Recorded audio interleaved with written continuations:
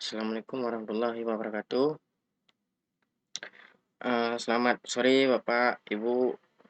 Eee, Hari ini saya akan memberikan tutorial bagaimana cara mengisi, pengelolaan kinerja pada platform Merdeka Mengajar.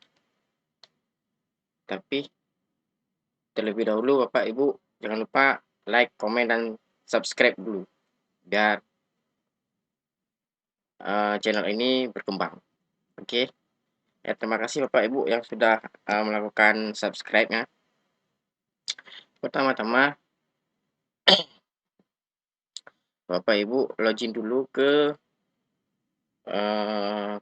PMM Bapak Ibu masing-masing dengan cara Bapak Ibu login PMM Guru Kemdikbud. Nah, di sini dia tampilannya.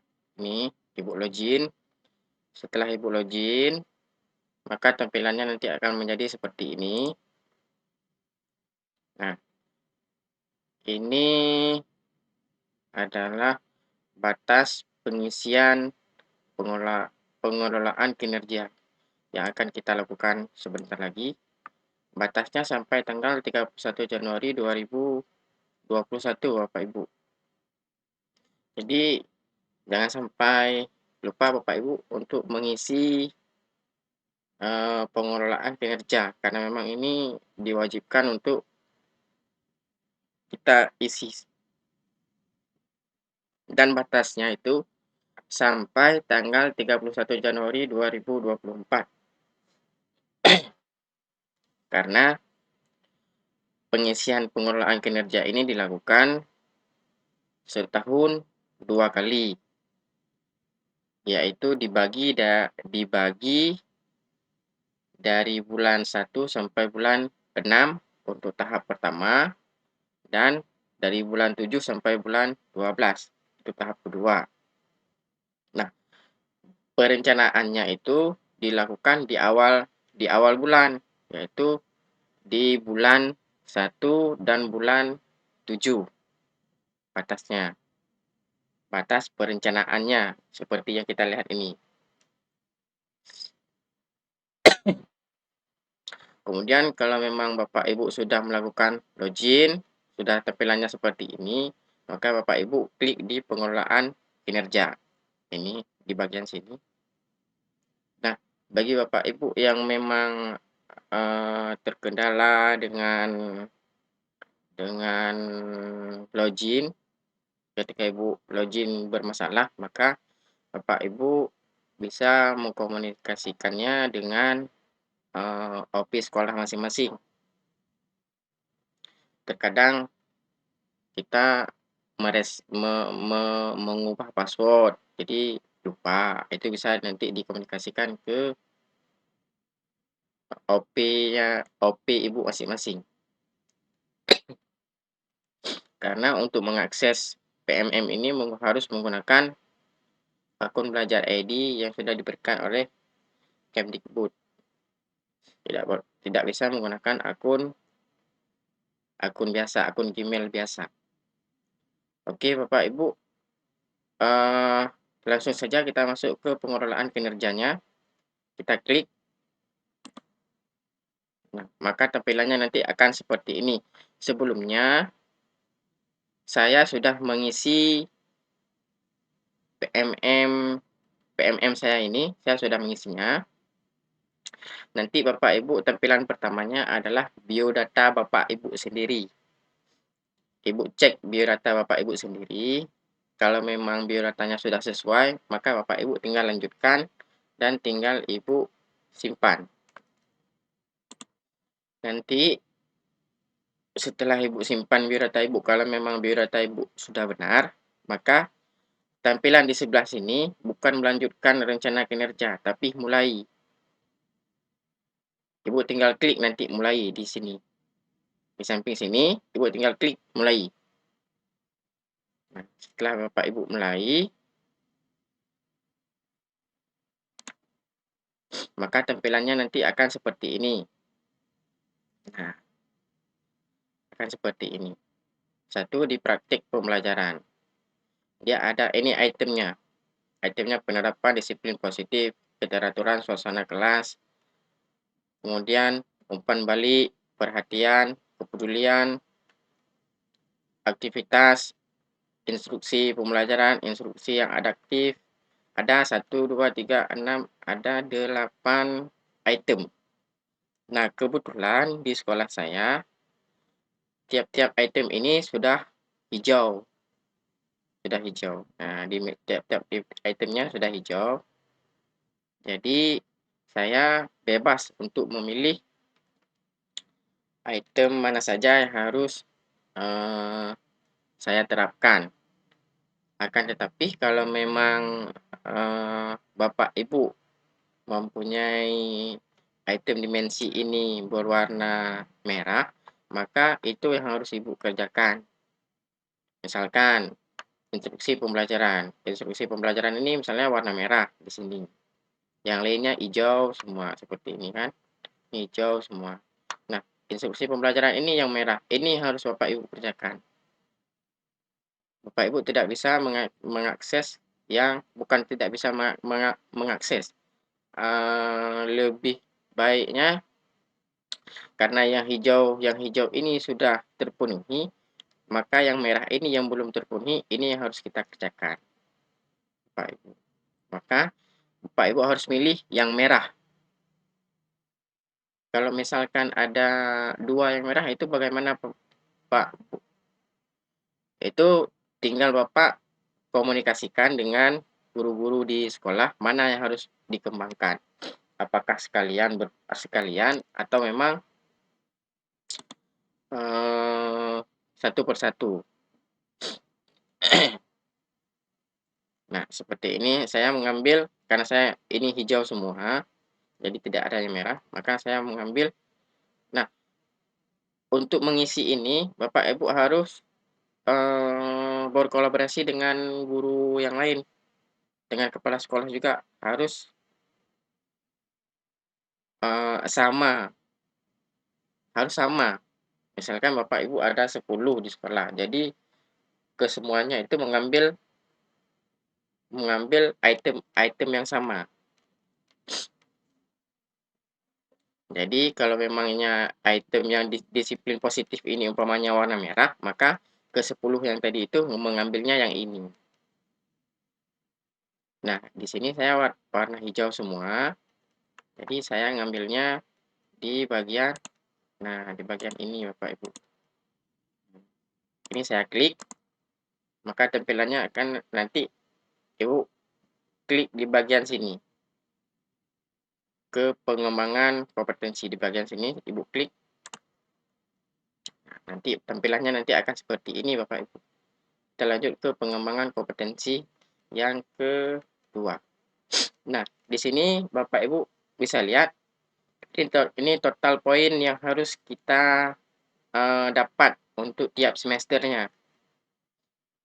Ada 32 poin. Nah, saya ini kebetulan sudah warna biru karena memang saya sudah mengisinya di bawah. Nanti akan saya jelaskan. Tapi kalau memang saya belum mengisinya, nanti di sini total poin 32 berwarna merah, bukan berwarna biru ya, Bapak Ibu ya.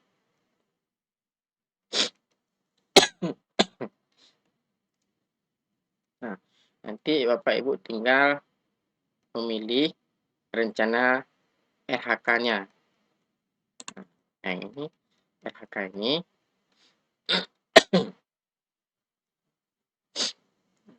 Ibu nanti tinggal Ibu klik di sini, klik di sini.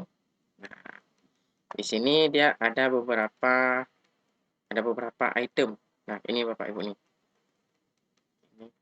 Ada beberapa yang bisa kita pilih. Nah, ada banyak pokoknya ini poinnya di sini bisa Bapak Ibu lihat. Nah, di bagian keempat poin. Jadi kalau Bapak Ibu pilih ini berarti 4 poin. Jadi kalau Bapak Ibu pilih ini berarti 4 poin. Nah, ketika Bapak Ibu memilih ini, misalkan Bapak Ibu memilih yang 12 poin umpama. umpamanya kan. Ibu mengambil yang 12 poin. Nah, tapi Bapak Ibu tidak bisa mengerjakan poin tersebut, maka ini jangan Bapak Ibu pilih. Ibu pilih mana yang bisa Bapak Ibu kerjakan. Contoh di bagian sini, meningkatkan kompetensi melalui peran sebagai peserta berbagi praktik baik yang diselenggarakan komunitas belajar. Misalnya di tempat Ibu, ada komunitas belajar. Nah, Ibu menjadi peserta sebagai untuk menyampaikan materi atau praktik baik yang telah Ibu kerjakan di sekolahnya Ibu. Kemudian Ibu berbagi di komunitas belajarnya Bapak Ibu. Nah, ini bisa kalau memang ada dan kalau memang Ibu Bapak mampu, boleh. Tapi kalau memang di komunitas belajarnya tidak ada atau memang Bapak Ibunya tidak mampu, ya ini jangan dipilih. Karena nanti harus dan wajib dikerjakan.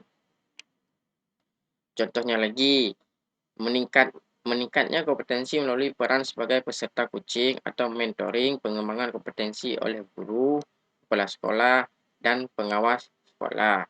Nah, ini Bapak Ibu kerjakan sebagai peserta coaching atau mentoring.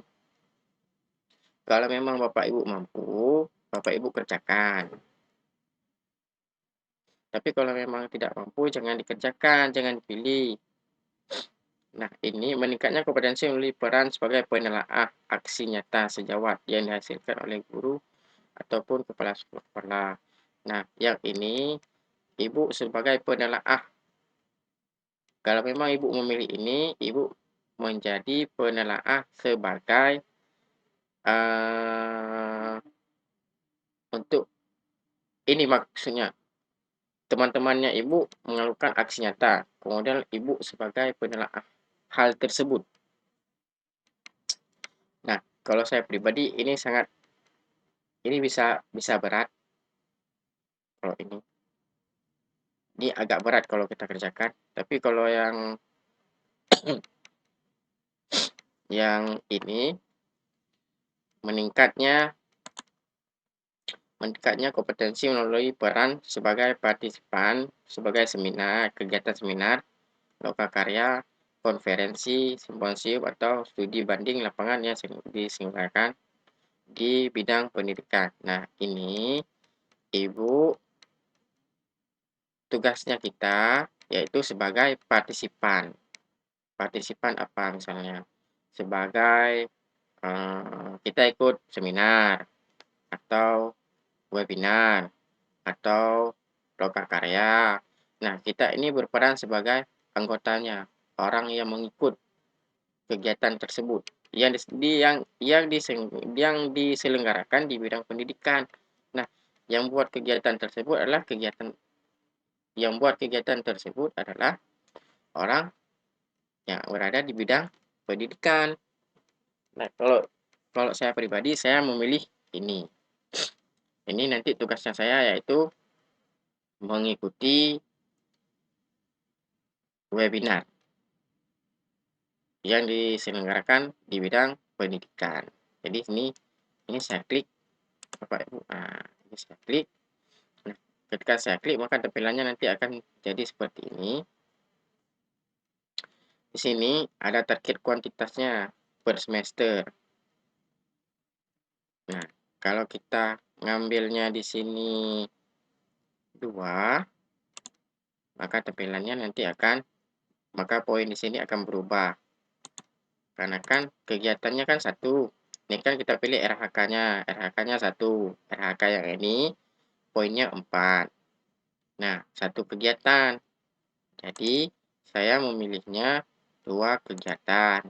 2 kegiatan maka poinnya adalah 8. Jadi nanti saya harus mengikuti untuk RHK ini, saya harus mengikuti 2 webinar. Maka saya akan mendapatkan 8 poin yang dibuktikan dengan sertifikat. Nah, kemudian nanti setelah yang nomor 2-nya ini belum ada, nanti baru Bapak Ibu tambahkan terlebih dahulu. Tambahkan, baru keluar yang nomor 2. Saya keluarnya nomor 3 karena yang nomor 2 ini memang sudah ada. Jadi ini udah hapus ya. Nah, yang ke RHK yang kedua, saya pilih yang nomor 8.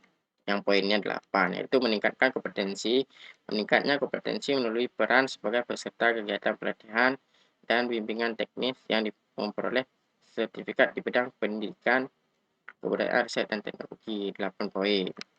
Nah, ini yang saya pilih.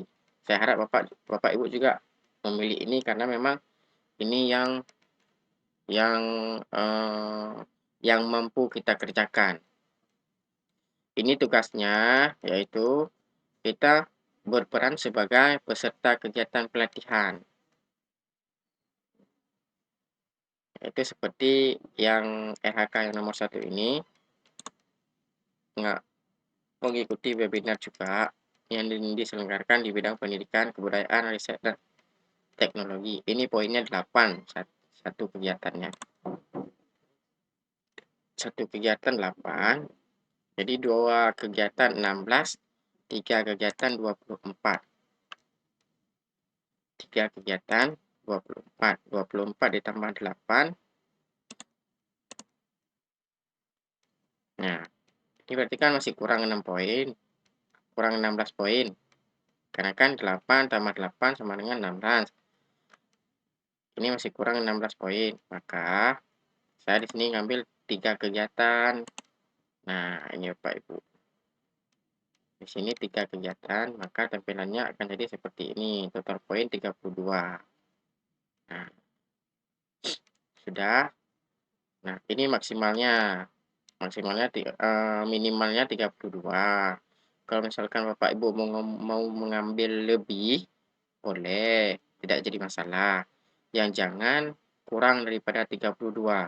Lebih boleh. Tinggal Bapak Ibu tambah di bagian sini, tanggal 3. Di sini naik. Di sini naik 12 poin. Tapi Bapak Ibu harus mengerjakan 3 kegiatan kalau memang Bapak Ibu pilih. Nah, kalau 4, nah berarti ini 16 poin. Di sini naik total poinnya. Jadi Bapak Ibu untuk RHK ini Bapak Ibu harus melaksanakan 4 kegiatan. Jadi saya pilih 2 aja terlebih dahulu. Ini 16, ini 6, ini 8, jadi ini 32.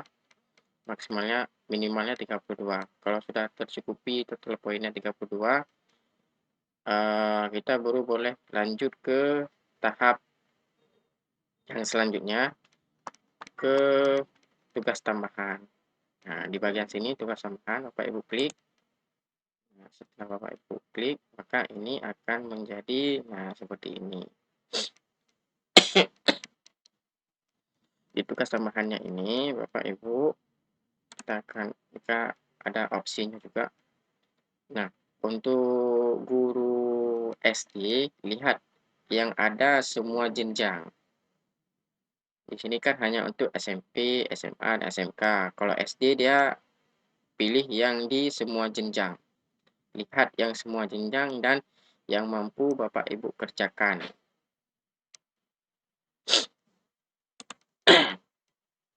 Sebagai contoh misalkan, semua jenjang meningkatnya kinerja satuan mereka melalui pelaksanaan tugas tambahan sebagai kepala perpustakaan satuan pendidikan.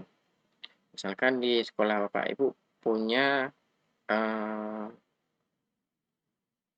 kepala perpustakaan dan memiliki sertifikat. Kepala perpustakaan tersebut pernah mengikuti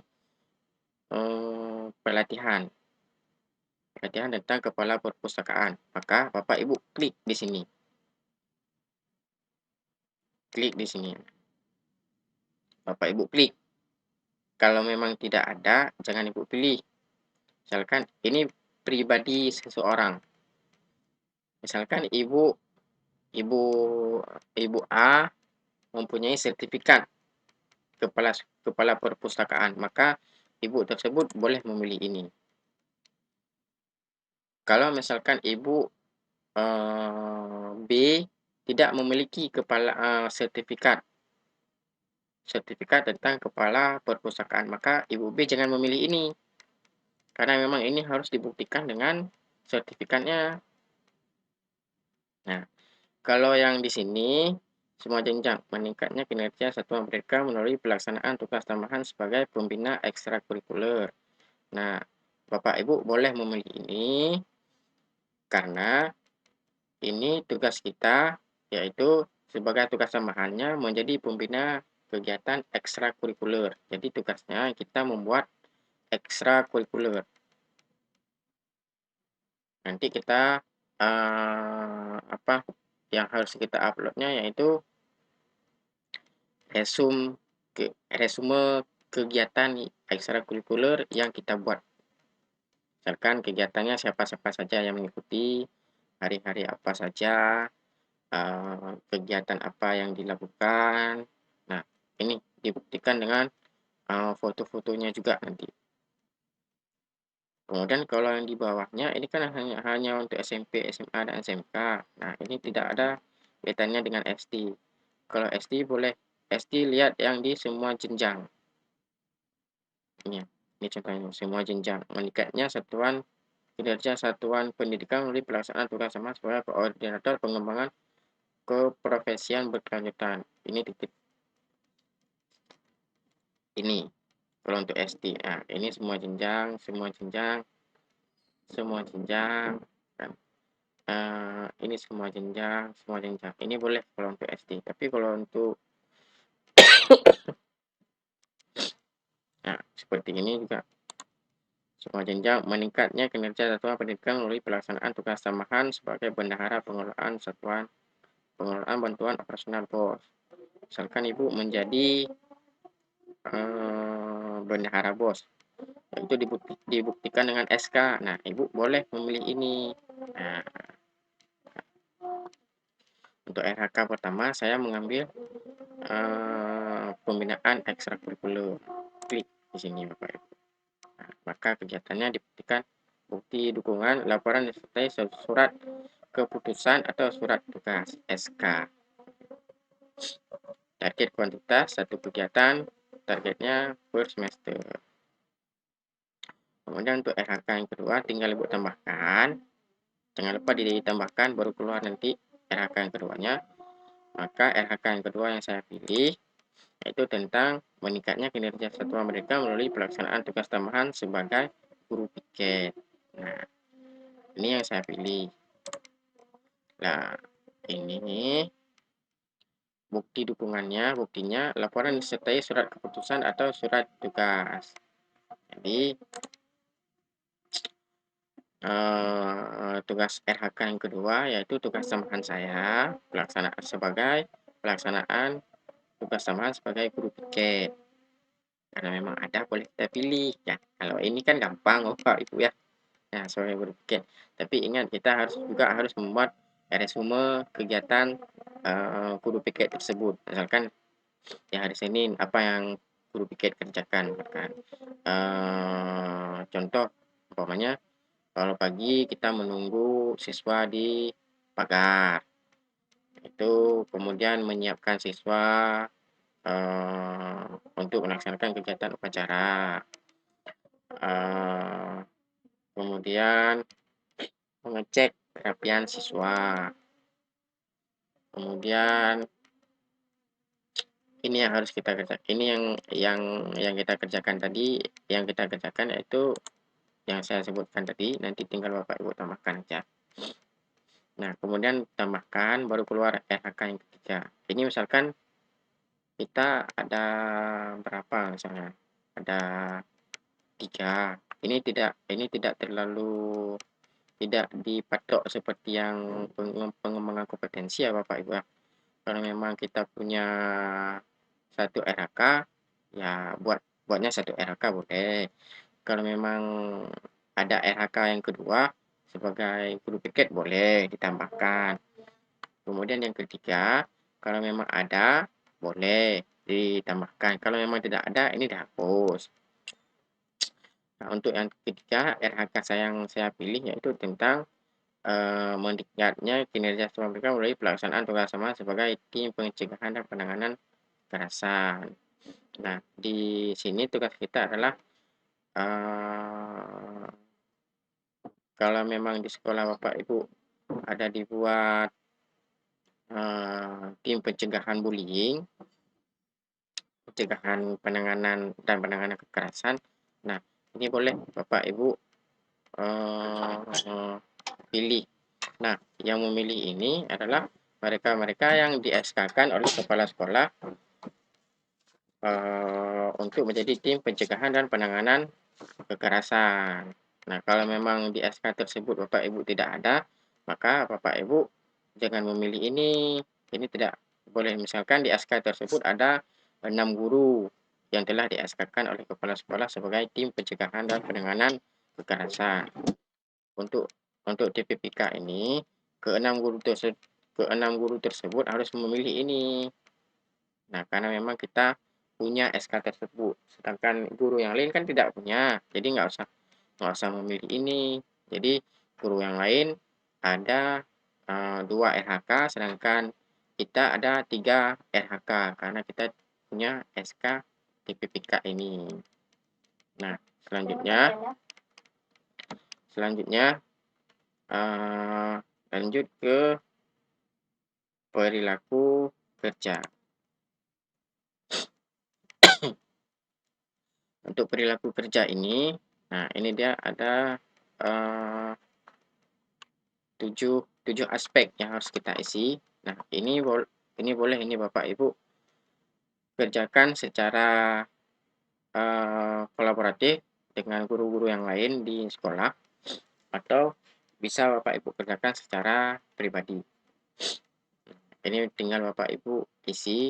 Ini tentang masing-masing guru, masing-masing keadaan kita. Misalkan untuk prioritas semester ini kita untuk satu aspek yang pertama yaitu berorientasi pada pelayanan. Pada semester ini kita ingin fokusnya di mana? Kalau saya itu memahami kebutuhan peserta didik dan berusaha memenuhinya. Di sini kita ada tiga item yang harus kita pilih. Maka Bapak Ibu melakukan perbaikan terus-menerus terhadap kompetensi dan perilaku kerjanya. Boleh Bapak Ibu klik ini. Kemudian memahami kebutuhan peserta didik dan berusaha memenuhinya. Boleh. Kemudian Bapak Ibu klik ini, klik. Maka di bawahnya di sini kan ada tanda panah. Nah, bagaimana Anda akan menerapkan perilaku tersebut dalam kehidupan sehari-hari? Nah, di sini tinggal Bapak Ibu pilih. Nah, tinggal Bapak Ibu pilih apa yang Bapak Ibu isi. Itu mengidentifikasikan peserta didik secara proaktif, memenuhi kebutuhan peserta didik secara responsif, melayani peserta didik sesuai hasil asesmen awal peserta didik, menyelesaikan keluhan peserta didik dengan komunikasi persuasif. Nah, di antara ini mana yang akan Bapak Ibu terapkan perilakunya? Memahami kebutuhan peserta didik dan berusaha memenuhinya, menyelesaikan, memenuhi, sini memenuhi kebutuhan peserta didik secara responsif. Kita pilih ya Bapak Ibu. Nah, di aspek yang kedua juga sama, kemudian Bapak Ibu tinggal pilih indikator perilakunya, tidak menyalahgunakan kewenangan jabatannya demi keuntungan pribadi. Kalau saya ini, kemudian di bawahnya juga jangan lupa Bapak Ibu pilih bagaimana Anda akan menerapkan perilaku tersebut dalam kehidupan sehari-hari, menghindari situasi yang menimbulkan konflik kepentingan seperti ini Bapak Ibu isi sampai nomor 7 sampai aspek kolaboratifnya.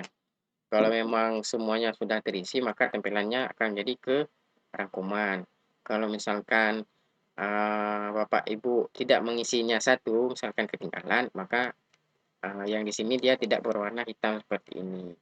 Jadi tidak bisa Ibu klik. Jadi silakan Ibu cek terlebih dahulu, mungkin ada yang ketinggalan.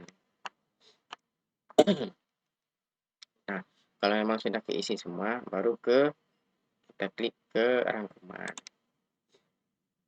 ke rangkumannya ini. Nah, ini yang sudah kita kerjakan yang tadi, Bapak Ibu. Ini kegiatan-kegiatan yang sudah kita isi tadi. Nah,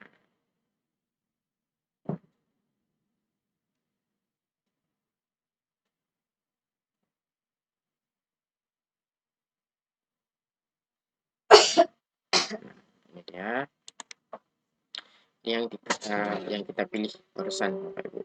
Rencana meningkatkan fungsi formulir diskusi dan tindak lanjut formulir diskusi tindakan sebagai kuantitas kegiatan per semester. Nah, kemudian kalau untuk RK meningkatkan kompetensi peran sebagai seminar, maka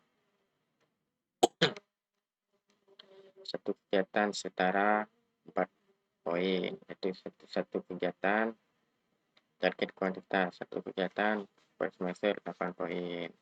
Kemudian ada ini Bapak Ibu, yang kedua yaitu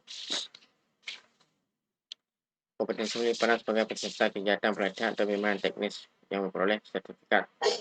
Kegiatan ini berdurasi 1 sampai 3 hari. Kegiatan yang kita lakukan tersebut, yang kita ikuti tersebut, yaitu satu kegiatannya berdurasi 2 sampai 3 hari. Jadi poinnya 8.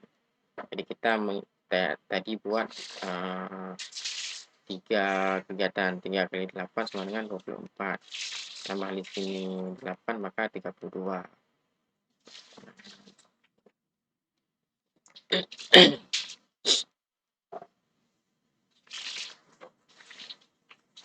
Ini kalau ini punya kita kerjakan barusan, Bapak Ibu, telah sama peran sebagai operasional sekolah. Ini kerja tambahan yang tadi saya pilih itu yang pertama sebagai pembina ekstrakurikuler, kemudian yang kedua sebagai guru piket, kemudian yang ketiga itu sebagai tim pencegahan dan penanganan kekerasan di PPPK ini. Nah, ini dia nih, didukung laporan disertai surat keputusan atau surat tugas. Nah, setelah Ibu cek ini semua, kalau memang sudah sesuai, maka Ibu tinggal lanjut ajukan. Klik lanjut ajukan. Setelah Bapak Ibu lanjut ajukan, maka tugas Bapak Ibu selanjutnya adalah memberitahu kepala sekolah bahwa Ibu telah mengajukan pengelolaan kinerja. Jadi kepala sekolah, Bapak Ibu bisa mengecek apa yang telah Bapak Ibu ajukan. Jadi kalau memang telah disetujui apa yang telah Ibu ajukan, maka kepala sekolah akan menyetujui apa yang Bapak Ibu ajukan tersebut. Jadi di PMM kepala sekolah juga ada koneksinya yang punya Bapak Ibu buat ini. Jadi kalau misalkan kepala sekolah tidak menyetujuinya atau lupa menyetujuinya sampai batas waktu 31 Januari, maka itu akan bermasalah nantinya. Jadi lebih bagus ketika Bapak Ibu setelah klik lanjut ajukan, setelah mengajukan ini, tinggal Bapak klik. Kemudian Bapak Ibu langsung mengabari kepala sekolah untuk menyetujui pengelolaan kinerja Bapak Ibu. Dan untuk kepala sekolah, ya baru dibuka pengelolaan kinerja ini tanggal 15 Januari sampai tanggal 31 Januari itu batas pengisian untuk kepala sekolah. Jadi Kalau untuk guru batas pengisiannya dari tanggal 1 sampai tanggal 31 Januari 2024,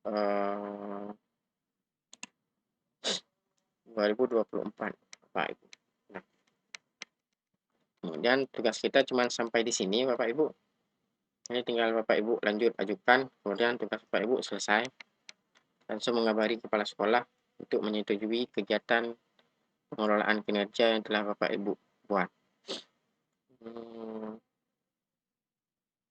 Kemudian untuk bulan 2 baru pelaksanaan kegiatan tersebut Bapak Ibu. Jadi nanti di bulan 2 Bapak Ibu bisa sering-sering mengecek PMM ini, sering-sering dibuka juga PMM ini, karena pelaksanaannya ada di bulan 2 nantinya Ibu. Kalau bulan 1 ini sampai kalau di bulan 1 ini kita cuma di bagian perencanaannya saja Bapak Ibu. Nanti di bulan 2 nanti baru dilanjutkan dengan kegiatan pelaksanaannya. Di bulan 1 perencanaan, di bulan 2 nanti baru pelaksanaan kegiatan kita tersebut yang sudah kita buat tadi. Demikian Bapak Ibu cara pengisian pengelolaan kinerja di PMM. Semoga bermanfaat. Saya ucapkan terima kasih Bapak Ibu sudah menonton. Saya akhiri dengan Assalamualaikum warahmatullahi wabarakatuh.